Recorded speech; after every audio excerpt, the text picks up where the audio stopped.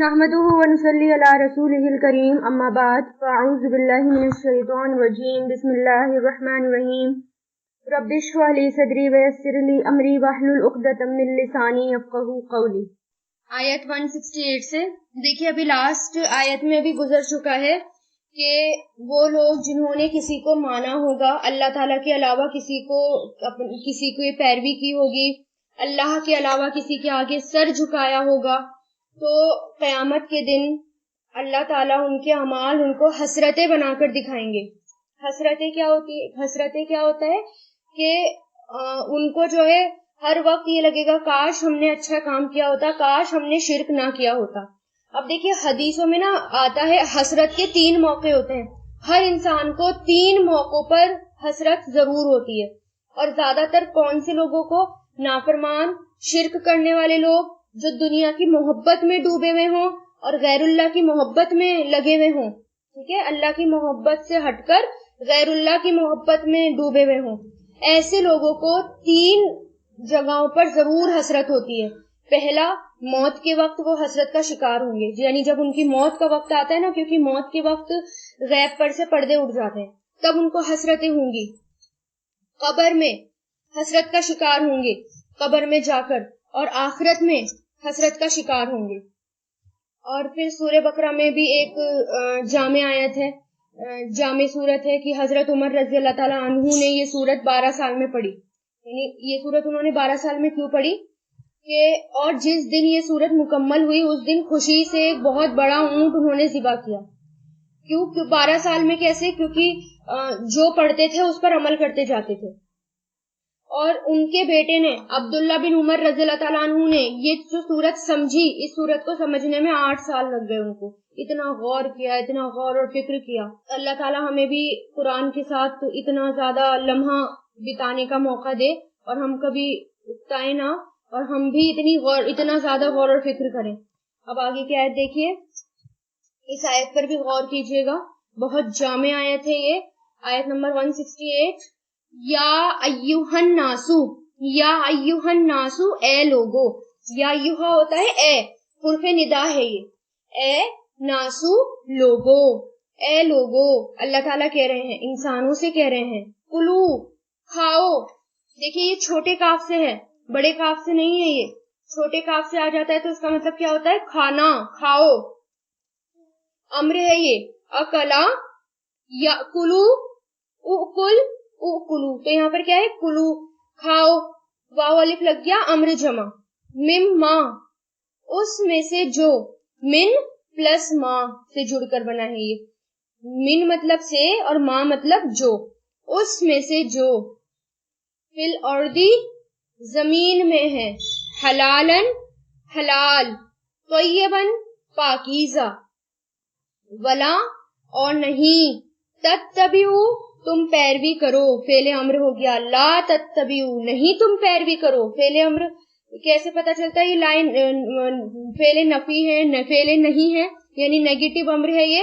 ایک تو لا لگ گیا، لا کا مطلب نہیں ہوتا ہے، اور پھر اس کے بعد جو فعل آ رہا ہے اس میں شروع میں تا اور آخر میں واو الف آ رہا ہے، تو لا کے بعد جب شروع میں تا آ جاتا ہے تو وہ نیگیٹو میں چلا جاتا ہے، امر میں۔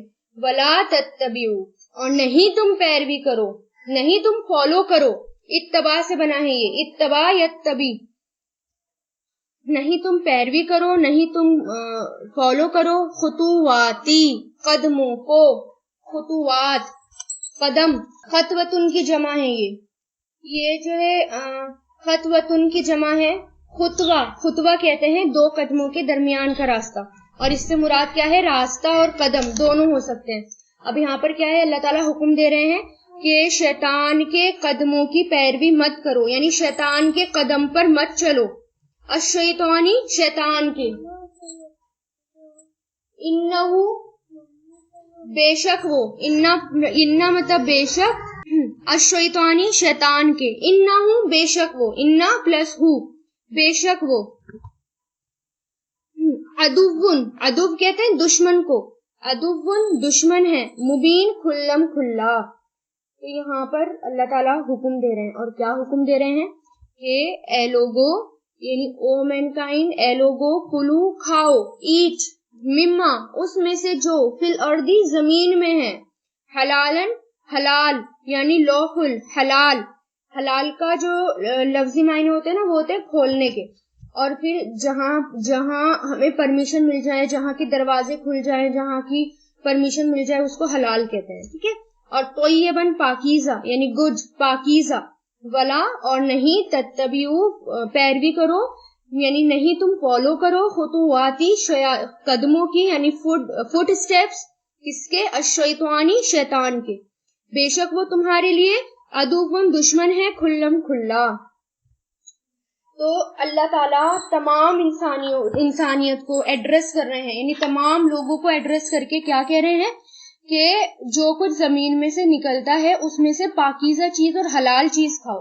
اب دیکھیے ایک ہوتا ہے حلال, یہاں پر دونوں لفظ استعمال ہوئے ہیں. صرف اللہ تعالیٰ نے یہ نہیں کہا کہ حلال کھاؤ, اللہ تعالیٰ نے یہ کہا ہے کہ حلال کھاؤ اور پاکیزہ کھاؤ, طیب کھاؤ یعنی صاف ستھری چیزیں کھاؤ, نجس اور جو گندی چیزیں ہیں وہ مت کھاؤ, حلال چیزیں کھاؤ.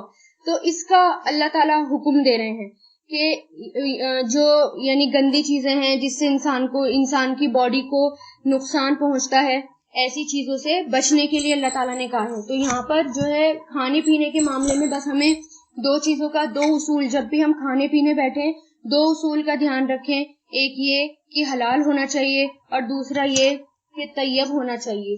طیب یعنی پاکیزہ ہونا چاہیے, جس میں پاکیزہ کا مطلب کیا ہوتا ہے, جو دیکھنے میں بھی اچھا ہو, سڑی گلی چیز نہ ہو, ذائقہ اس کا اچھا ہو اور وہ صاف ستھری چیز ہو, نیچرل چیز ہو اور مینٹل اور فزیکل ضرورت کو پوری کرتی ہو. ایسی چیزیں ہمیں کھانی چاہیے. جنک فوڈ ہو گئے, اس طرح کے کھانے ہو گئے, وہ ہمیں ہمیشہ اوائڈ کرنے چاہیے, وہ ہماری باڈی کو نقصان دیتے ہیں. کیونکہ حلال کے ساتھ پاکیزہ کا لفظ آیا ہے اور یہ حکم ہے کہ تمہیں پاکیزہ چیزیں کھانی ہے, کیونکہ انسان جو کھاتا پیتا ہے اس کا ایفیکٹ اس کی عبادت پر پڑتا ہے. ٹھیک ہے. اگر انسان اچھا کھائے گا, صحیح کھائے گا, جیسا آپ صلی اللہ علیہ وسلم نے فرمایا ہے ویسا کھائے گا تو وہ تندرست رہے گا, صحت مند رہے گا اور اللہ تعالیٰ کے لیے عبادت کر پائے گا. ٹھیک ہے. تو بنی اسرائیل کا جو ڈکلائن تھا, بنی اسرائیل کا ڈکلائن کب ہوا تھا؟ جب بنی اسرائیل نے جو ہے اللہ تعالیٰ سے ڈیمانڈ کرنا شروع کر دی تھی, چٹپٹی چیزوں کی ڈیمانڈ کرنا شروع کر دی تھی, اور وہ جو ہے اچھی چیزیں چھوڑ کر, من اور سلوا چھوڑ کر چٹپٹی چیزوں پر وہ لگ گئے اور اسی چیزوں کو انہوں نے کھانا پینا شروع کر دیا. اور پھر ان کا ٹائم کھانے میں, پکانے میں, سونے میں, اس میں نکلنے لگا اور اللہ تعالیٰ نے جو ذمہ داریاں ان کو دی تھی وہ ذمہ داریاں وہ پوری نہیں کر پائے. تو اس لیے کھانا صرف اتنا, کھانا جو ہے وہ ہم عبادت کے لیے کھاتے ہیں, یعنی ہم ڈھنگ سے عبادت کر پائیں. اگر وہی کھانا عبادت میں رکاوٹ بن جاتا ہے تو پھر وہ ہمارے لیے نقصان دہ ہوتا ہے. پھر حلال کھانے پہ دھیان دینا چاہیے, کیونکہ حضرت ابو ہریرہ کہتے ہیں حضور پاک صلی اللہ علیہ وسلم نے فرمایا, اے لوگو, اللہ پاک ہے اور صرف پاک مال قبول کرتا ہے. اللہ تعالیٰ نے مومنوں کو بھی اس بات کا حکم دیا ہے کہ جو اس نے اپنے رسولوں کو دیا, اور آپ نے اسے اس شخص کا ذکر کیا, یعنی آپ صلی اللہ علیہ وسلم نے ایسے شخص کا ذکر کیا جو لمبا سفر کر کے آیا ہو, اس کے بال خاک آلود ہوں, یعنی مٹی میں اس کے بال جو ہیں وہ خاک آلود ہوں, وہ اپنا ہاتھ آسمان کی طرف پھیلاتا ہو اور کہتا ہو اے میرے پروردگار, اے میرے پروردگار, جبکہ اس کا کھانا حرام ہے, پینا حرام ہے, لباس حرام ہے اور اس کی غذا حرام, اور اس کا جسم حرام غذا سے بنا ہوا ہے تو وہ بھی حرام ہے, تو اس کی دعا قبول نہیں ہوتی. یعنی اس کا مطلب کیا ہے کہ حدیثوں میں کیا آتا ہے, جو لوگ سفر میں ہوتے ہیں سفر میں دعائیں قبول ہوتی ہیں, مسافر کی دعائیں قبول ہوتی ہیں. تو یہاں پر کیا کہا گیا ہے کہ جو بالکل خاک آلود ہو, لمبا سفر کر کے آیا ہو, لمبا مسافر ہو اور پھر وہ ہاتھ پھیلاتا ہو لیکن اس کا کھانا پاکیزہ نہیں ہے, تو اس کا مطلب یہ ہے کہ اللہ تعالیٰ اس کی دعائیں قبول نہیں کریں گے. جب ہم حرام ہمارے پیٹ میں جائے گا, ایک نیوالا بھی حرام جائے گا, 40 دن کی عبادتیں بھی قبول نہیں ہوں گی, نیکیاں قبول نہیں ہوں گی. تو اتنا ضروری ہے حلال اور حرام کا اہتمام کرنا. پھر حضرت عبداللہ مسعود سے روایت ہے کہ حضور پاک صلی اللہ علیہ وسلم نے فرمایا, جو شخص حرام مال کمائے پھر اس سے صدقہ کرے تو وہ صدقہ بھی قبول نہیں ہوتا, اگر اس میں سے خرچ کرے تو اس میں کبھی برکت نہیں ہوتی. اس لیے اللہ تعالیٰ صرف جو ہے پاکیزہ کمائی کا ہی صدقہ قبول کرتے ہیں. پھر آپ صلی اللہ علیہ وسلم نے فرمایا, لوگوں کو خبردار کیا کہ لوگوں خبردار ہو جاؤ, تم پر ایک زمانہ ایسا آئے گا کہ آدمی اس بات کی پرواہ نہیں کرے گا کہ جو مال اس کے پاس آیا ہے وہ حلال ہے یا حرام, یعنی انسان اس بات کی پرواہ نہیں کرے گا کہ اس کا مال حرام ہے یا حلال، کیونکہ اس کو تو غرض اس بات سے ہوگا کہ اس کے پاس بس مال آ جائے. یعنی انسان یہ سوچے گا بس مال آ جائے، کیسے بھی آ جائے، بس اس کی پرواہ وہ نہیں کرے گا. تو یہ قیامت کے قریب کی نشانیاں ہیں. ہر بات میں ہمیں دھیان رکھنا ہے. کھانے پینے میں جو بائٹ اندر جا رہی ہے اس پر غور کرنا ہے کہ میں یہ حلال کھا رہی ہوں یا حرام کھا رہی ہوں. کسی کے گھر جا رہے ہیں، اس بات پر غور کریں کہ اس کا کھانا حلال ہے یا حرام ہے. اگر پتا ہو دھوکے سے کھا لیا وہ بات الگ ہے، لیکن اگر پتا ہو کہ ہاں ان کی بالکل حرام کمائی ہے تو پھر وہاں سے جو ہے منع کرتے ہیں مفسرین کھانے کو. پھر آپ صلی اللہ علیہ وسلم نے فرمایا جس نے حلال کھایا پھر سنت کے مطابق عمل کیا اور لوگ اس کی تکلیف سے محفوظ رہے، وہ جنت میں جائے گا. صحابہ کرام نے عرض کیا یا رسول اللہ آج کل تو ایسے حالات آپ کی امت میں عام ہیں. تو آپ صلی اللہ علیہ وسلم نے عرض کیا کہ آئندہ بھی ایسے لوگ ہوں گے جو احکامات کے پابند ہوں گے. یعنی اس صحابہ کرام کے ٹائم میں تو سب اس بات کا دھیان رکھتے تھے، لیکن آپ صلی اللہ علیہ وسلم نے فرمایا آئندہ بھی ہوں گے. یعنی قیامت تک بھی کچھ لوگ ایسے ہوں گے جو کھانے پینے کا بہت زیادہ اہتمام کریں گے اور خیال کریں گے. پھر حضرت سعد کہتے ہیں کہ میں نے آپ صلی اللہ علیہ وسلم سے کہا کہ یا رسول اللہ میرے لیے دعا فرما دیجئے کہ میری دعائیں قبول ہوا کریں. تو آپ صلی اللہ علیہ وسلم نے فرمایا اپنا کھانا حلال کر دو، یعنی اپنا کھانا پینا حلال کر دو اور پاک بنا لو، کیونکہ انسان جو کچھ کھاتا ہے اس سے اس کا دل اور اس کی روح پر اثر پڑتا ہے، اور جب عبادت کرتا ہے تو وہ اثرات اس کے اوپر آ جاتے ہیں، تو آٹومیٹیکلی دعائیں قبول ہو جاتی ہیں. جب ہم کھانے پینے کا خیال رکھیں گے، پاکیزہ کھائیں گے، حلال کھائیں گے، آٹومیٹیکلی ہماری دعائیں جو ہیں وہ قبول ہونا شروع ہو جائیں گی. لیکن جب ہم ان سب باتوں کا دھیان نہیں رکھیں گے تو ہماری دعائیں بھی پھر قبول نہیں ہوتی، اور پھر انسان کہتا ہے کہ پتہ نہیں اللہ تعالیٰ ہماری دعائیں کب سنیں گے اور اللہ تعالیٰ ہماری دعائیں قبول کیوں نہیں کرتے. پھر ہم سارا کا سارا بلیم کس پر ڈال دیتے ہیں؟ اللہ تعالیٰ پر ڈال دیتے ہیں. اور پھر آپ صلی اللہ علیہ وسلم نے فرمایا قسم ہے اس ذات کی جس کے ہاتھ میں آپ کی جان ہے، یعنی آپ صلی اللہ علیہ وسلم کی جان ہے، بندہ جب اپنے پیٹ میں حرام لقمہ ڈالتا ہے تو 40 دن تک اس کا کوئی عمل قبول نہیں ہوتا. یعنی کھانے پینے کیونکہ وہ اندر افیکٹ کرتے ہیں نا، یعنی 40 دن تک وہ اندر سے پاک نہیں ہوگا. جب تک وہ پورا جو ہے نکل نہ جائے کھانا، تب تک اس کی جو ہے دعائیں قبول نہیں ہوتی. اور 40 دن کہا ہے آپ صلی اللہ علیہ وسلم نے. اور پھر دیکھیے قیامت کے دن کے جو کمپلسری کوشچن ہیں وہ یہی 4 کوشچن ہیں. جب تک انسان ان کے آنسر نہیں دے دے گا تو میدان حشر سے وہ ہل نہیں سکے گا. تو اس کوشچن پیپر اللہ تعالیٰ نے دے دیا کہ قیامت کے دن کا یہ تمہارا کوشچن پیپر ہے، اس دن تمہارا جو ہے حساب کتاب ہوگا، تو اس کی تیاری کر لو. تو دیکھیے حدیثوں میں جو ملتا ہے، پہلا اللہ تعالیٰ پہلا کوشچن کریں گے اپنی عمر کس کام میں لگا دی، حساب دینا پڑے گا. پھر دوسرا جوانی کس کام میں لگا دی، تیسرا مال کہاں سے آیا، اور چوتھا محل کہاں لگا دیا، پانچواں جو علم حاصل کیا اس پر عمل کتنا کیا. 5 کوشچن ہیں یہ 5 کوشچن ہوں گے، اور جب تک انسان ان کا حساب کتاب نہیں دے دے گا تب تک وہ میدان حشر سے ہل نہیں پائے گا. تو اس لیے ان باتوں پر دھیان دینا ہے، اپنے ٹائم پر دھیان دینا ہے کہ کہیں میرا ٹائم ویسٹ تو نہیں ہو رہا. اللہ تعالیٰ کے کام کے لیے میں کر رہی ہوں، نکال رہی ہوں اپنا ٹائم، یا سارا کا سارا ٹائم میں صرف دنیا میں ہی برباد کر رہی ہوں. جوانی میں نے کہاں لگا دی، اور اگر جوانی میں کوئی ایسا کام نہیں کیا، اب اللہ تعالیٰ نے توفیق دی تو اللہ تعالیٰ سے معافی مانگے اور اب جتنی عمر بچی ہے اس میں خوب کام کر لیں. اور پھر جو علم حاصل کیا اس پر عمل کتنا کیا. تو جو علم اللہ تعالیٰ ہمیں دے رہے ہیں اس پر ہمیں عمل بھی کرنا ہے اور اس کو دوسروں تک پہنچانے کی بھی فکر کرنی ہے. تو ان سب باتوں کا ہمیں دھیان رکھنا ہے. تو اتنے جامع آیت ہے یہ والی. تو اس لیے ہم دعا کرتے ہیں، دعا ہمیں کرنی چاہیے اللہم اکفنی بحلالک عن حرامک واغننی بفضلک عمن سواک. یعنی حلال، اللہ تعالیٰ ہمیں حلال دے اور حرام سے ہمیں بچائے. آیت نمبر 169 انما. اچھا یہاں پر شیطان کی بات ہوئی. پہلے یہاں پر بات آئی کہ حلال اور پاکیزہ کھاؤ، اور پھر بات آ گئی کہ شیطان کے قدموں کے پیچھے مت چلنا، بے شک وہ تمہارا کھلا دشمن ہے. تو انسان کو اللہ تعالیٰ نے، انسان کا دشمن اللہ تعالیٰ نے بتایا ہے شیطان کو. شیطان یہ چاہتا ہے کہ انسان جو ہے وہ زمین پر جو ہے مزے لے اور زبان کے مزے پر آ جائے، یعنی زبان کے مزے پر آ جائے، اور کھلا وہ جو ہے سب سے پہلے ہمارے کھانے پینے پہ اٹیک کرتا ہے، ہمیں جو ہے خراب کرنے کی کوشش کرتا ہے ہمارے کھانے پینے کے ذریعے. تو اس کی ساری فوجیں کھانے پینے کے ذریعے ہمارے پیچھے لگ جاتی ہیں اور اسی میں ہمارا ٹائم برباد کر دیتی ہیں. آج بھی دیکھیں نا کہ عورتوں کا سب سے بڑا بہانہ کیا ہوتا ہے، سب لیڈیز کا سب سے بڑا بہانہ، اگر ہم کہیں گے کہ قرآن کی کلاسز میں آئیے، اللہ تعالیٰ کے قرآن پر غور و فکر کریے، اس کام میں لگیے، تو سب سے پہلے کیا ہوگا، ہم ٹائم نہیں ملتا، کھانا ہے، پکانا ہے، بچوں کا ہے، شوہروں کا ہے، گھر والوں کا ہے، تو اس میں ہمیں ٹائم نہیں ملتا. تو اور یہ کون کر رہا ہے، یہ شیطان کروا رہا ہے کہ سب سے پہلے وہ اسی پر اٹیک کرتا ہے اور اسی کے ذریعے ہمارا ٹائم خراب کرنے کی کوشش کرتا ہے.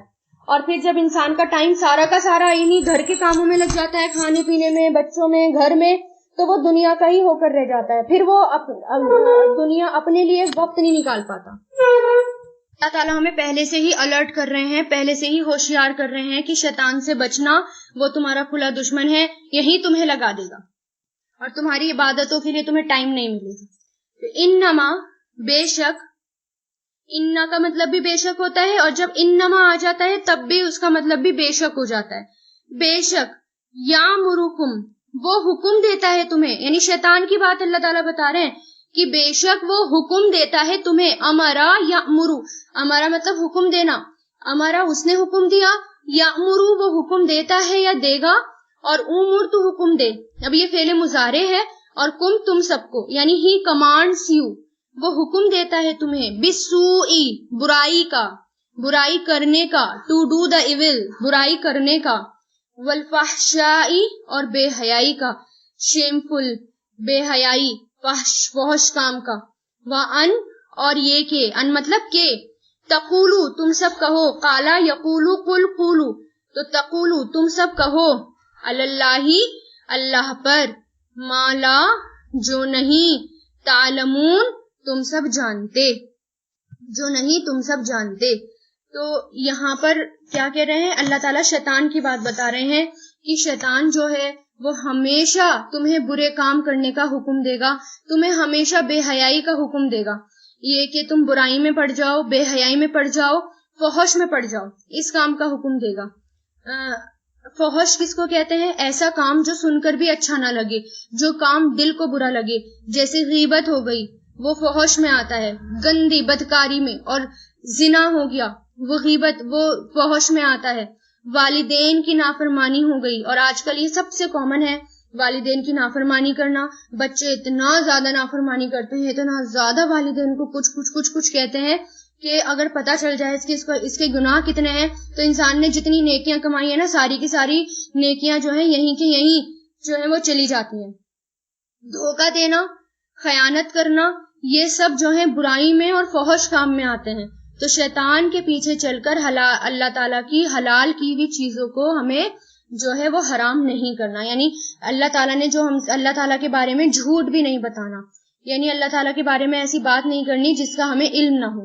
وَإِذَا اور جب، و مطلب اور، اذا جب، قیلا کہا جاتا ہے، لہم ان سے، اور جب کہا جاتا ہے، قیلا جو ہے یہ مجہول ہے، کہا جاتا ہے ان سے یا ان کے لیے، اتبعو پیروی کرو، ما جو، انزل اللہ نازل کیا اللہ نے، انزلہ نازل کیا، اللہ اللہ نے، جو نازل کیا اللہ نے. قالو تو وہ سب کہتے ہیں، بلکہ،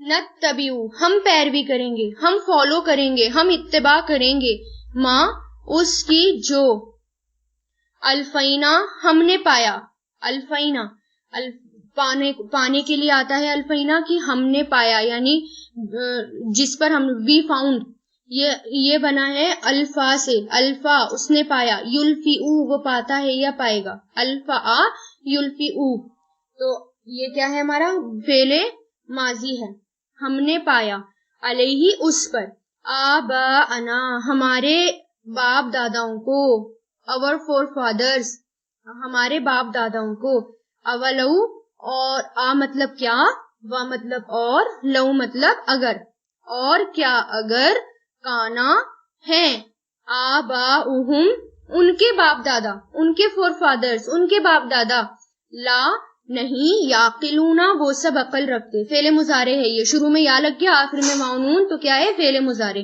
وہ سب عقل رکھتے ہیں، تو نہیں وہ سب عقل رکھتے، شیئن کچھ بھی، ولا اور نہیں، یہتدون وہ سب ہدایت پاتے.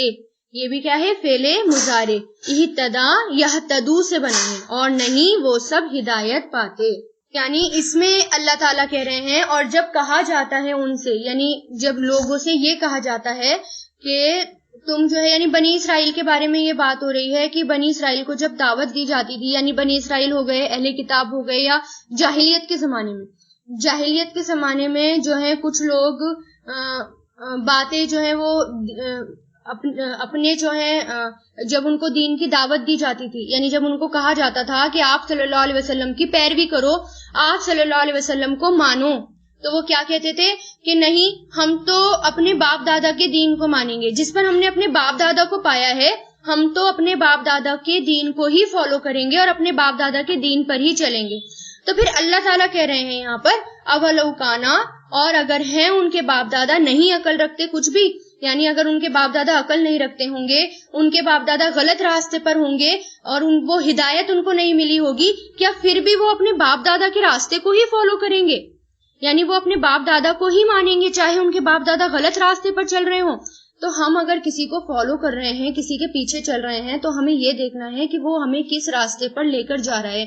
کیا یہ ہمیں قرآن کے راستے پر لے کر جا رہا ہے، آپ صلی اللہ علیہ وسلم کے بتائے ہوئے راستے پر لے کر جا رہا ہے، یا یہ اپنے ہی بنائے ہوئے من گھڑت راستے پر ہمیں لے کر جا رہا ہے؟ اور اگر ایسا ہے تو وہ چاہے ہمارے فادر ہوں یا ہمارے گرینڈ فادر ہوں، کوئی بھی ہو، پھر ہمیں ان کی پیروی بالکل نہیں کرنی، کیونکہ پھر جس کی پیروی کریں گے اسی کے ساتھ، اسی کے پیچھے پیچھے جائیں گے. اگر آپ ایسے انسان کو، یعنی آپ قرآن کو جو آپ کو بتا رہا ہے، قرآن کے راستے پر آپ کو چلانا چاہ رہا ہے، اور آپ قرآن کے راستے پر چلیں گے تو وہیں آپ جنت میں جائیں گے.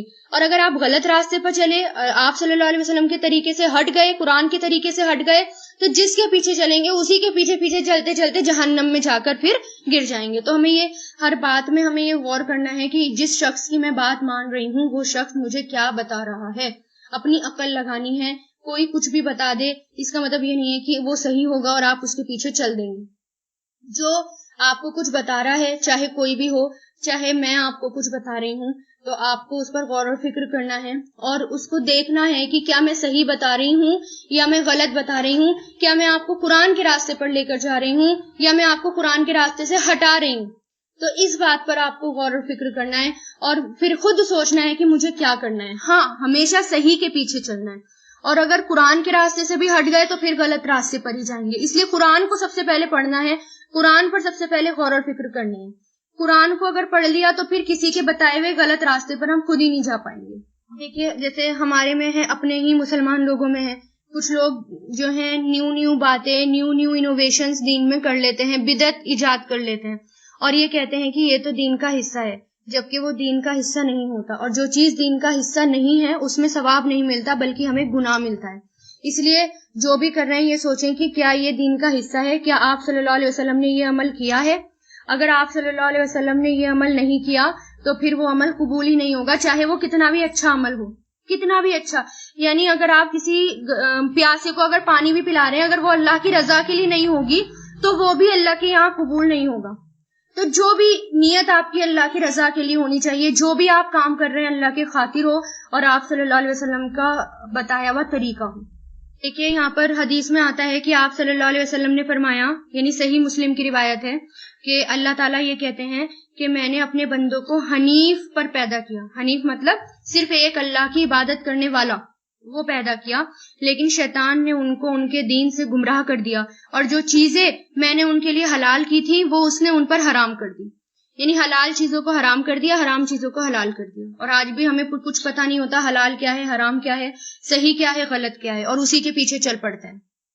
وَمَثَلُ، اور مثال مطلب ایگزامپل، اور مثال الذین، ان لوگوں کی جنہوں نے کفروا، کفر کیا.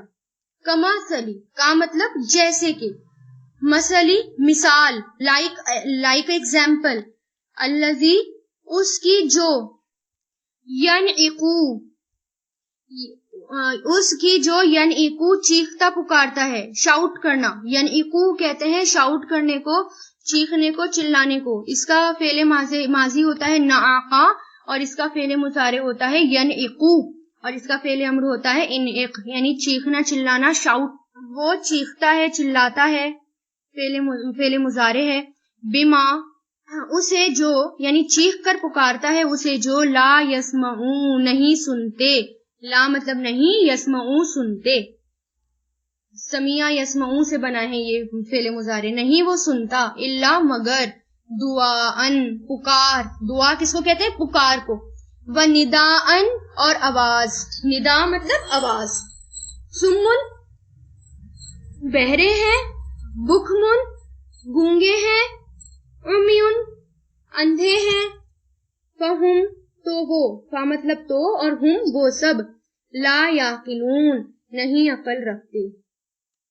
یہاں پر جو لوگ انکار کرتے ہیں، یعنی جو لوگ اللہ تعالیٰ کا انکار کرتے ہیں، اللہ تعالیٰ کے علاوہ کسی اور کے آگے سر جھکاتے ہیں، کسی اور کو مانتے ہیں، شرک کرتے ہیں، اللہ تعالیٰ یہاں پر ان کی مثال دے رہے ہیں۔